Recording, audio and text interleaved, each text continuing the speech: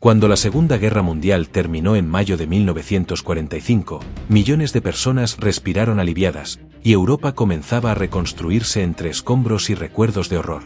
Sin embargo, en el corazón del Tercer Reich, existían familias enteras que habían vivido en la sombra de los hombres que habían desatado la mayor catástrofe de la historia moderna. Entre ellos, los hijos de los líderes nazis, niños que heredaron no solo el apellido, sino también la carga de los crímenes de sus padres.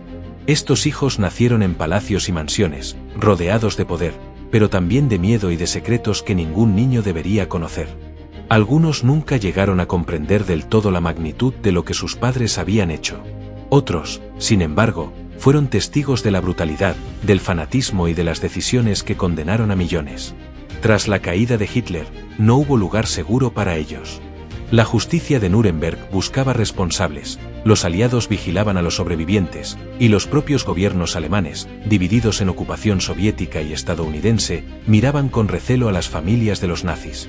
La pregunta que marcaría sus vidas fue simple, pero devastadora: ¿qué se puede hacer con los hijos de criminales de guerra? Hoy, vamos a descubrir sus historias, cómo crecieron, cómo sobrevivieron, y cómo enfrentaron la sombra de los padres que moldearon sus destinos.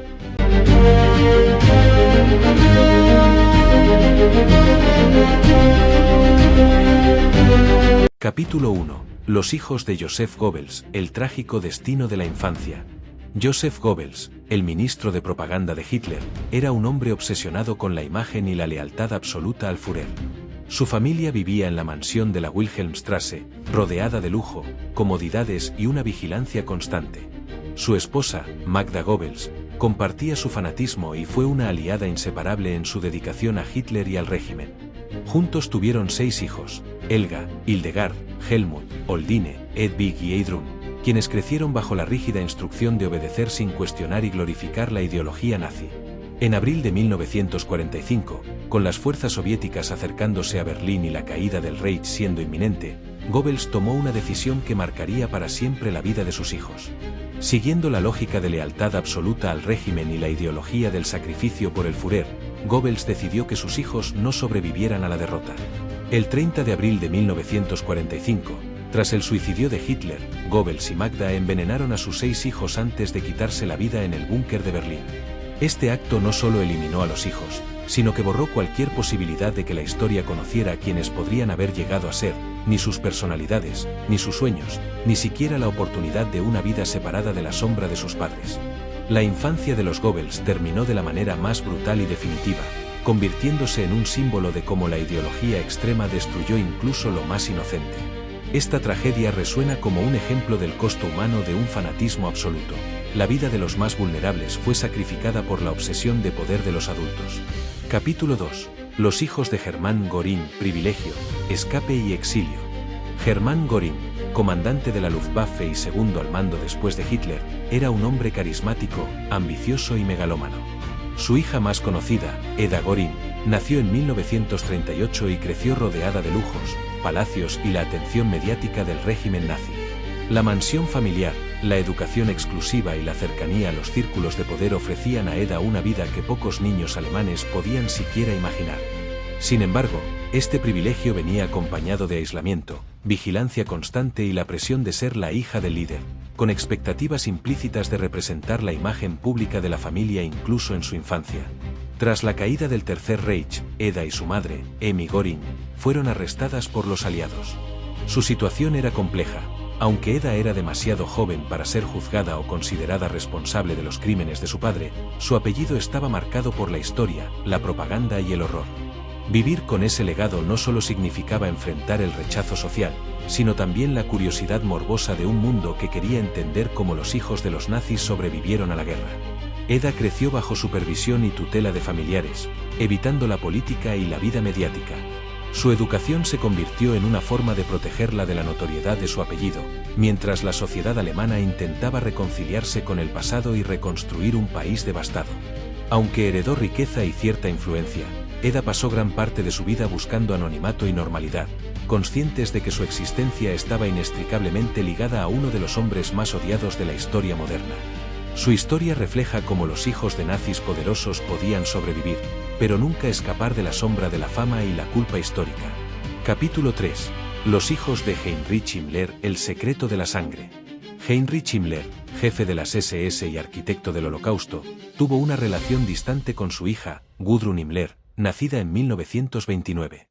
Desde pequeña, Gudrun fue instruida para idolatrar la ideología nazi, pero su vida cotidiana estaba marcada por el miedo, la estricta disciplina y la omnipresencia de un régimen que exigía obediencia absoluta. A diferencia de otros hijos de líderes nazis, Gudrun se educó bajo la mirada de una organización que combinaba terror y propaganda, y su infancia estuvo permeada por la percepción de que su familia era parte de un destino histórico excepcional. Tras la guerra, Gudrun fue arrestada por los aliados y pasó tiempo en campos de detención, aunque nunca fue juzgada por crímenes de guerra. Durante décadas, Gudrun mantuvo una posición polémica, defendió a su padre en múltiples entrevistas y escritos, manteniendo vivo un legado ideológico condenado por la sociedad. Su longevidad le permitió ver cómo Alemania lidiaba con su pasado y cómo la memoria histórica transformaba la percepción pública de la Segunda Guerra Mundial. Gudrun es un ejemplo de cómo la ideología puede perpetuarse incluso después de la derrota. Su vida demuestra la fuerza de la lealtad familiar y el poder del adoctrinamiento, mostrando que el legado de los padres puede continuar influyendo en la generación siguiente de maneras complejas y, en algunos casos, perturbadoras. Capítulo 4. Los hijos de Rudolf Hess, el misterio y el silencio. Rudolf Hess, mano derecha de Hitler hasta su misteriosa misión de vuelo a Escocia en 1941, tuvo dos hijas, Ingrid y Wolf Rüdiger Hess. Tras la guerra, Hess fue juzgado en Nuremberg y condenado a cadena perpetua, mientras sus hijas quedaron bajo la tutela de familiares y organizaciones humanitarias. Wolf Rüdiger Hess se convirtió en historiador y autor de varios libros defendiendo la versión de su padre, intentando limpiar parcialmente su imagen y contar su historia desde un punto de vista familiar.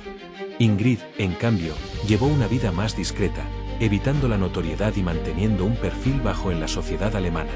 La vida de los Hess demuestra cómo los hijos de líderes nazis podían elegir caminos distintos. Algunos se involucraban en preservar la memoria de sus padres, mientras otros buscaban integrarse a la sociedad sin vincularse con un pasado tan cargado de culpa y controversia. Capítulo 5. Los hijos de Martin Bormann, desaparecidos y olvidados. Martin Bormann, secretario personal de Hitler y uno de los hombres más temidos del régimen, tuvo hijos que vivieron en un completo anonimato tras la guerra. Muchos historiadores coinciden en que, tras la desaparición de Bormann en 1945, sus hijos fueron escondidos por familiares o amigos del régimen para protegerlos de represalias. Durante décadas, muy poco se supo de ellos. Algunos se mudaron a Sudamérica, otros permanecieron en Alemania Occidental bajo nuevas identidades. Su existencia misma se convirtió en un misterio. La sombra de Bormann era tan siniestra que cualquier vínculo familiar podía ponerlos en peligro. Esta situación muestra cómo, para algunos hijos de líderes nazis, la supervivencia dependió del anonimato absoluto, transformando su identidad en un enigma durante toda la posguerra. Capítulo 6. Los hijos de Albert Speer, el legado de la reconstrucción. Albert Speer, ministro de Armamento y arquitecto del Tercer Reich, tuvo tres hijos, Albert Speer Jr., Hilde y Arnold. Tras la condena de Speer a 20 años de prisión en Nuremberg, sus hijos quedaron bajo el cuidado de su madre y familiares. Albert Speer Jr. se convirtió en un arquitecto reconocido a nivel internacional, trabajando en proyectos de gran envergadura en Alemania y otros países. Su carrera profesional buscó distanciarse de la sombra de su padre, aunque el apellido Speer siempre estuvo asociado con la historia del régimen nazi.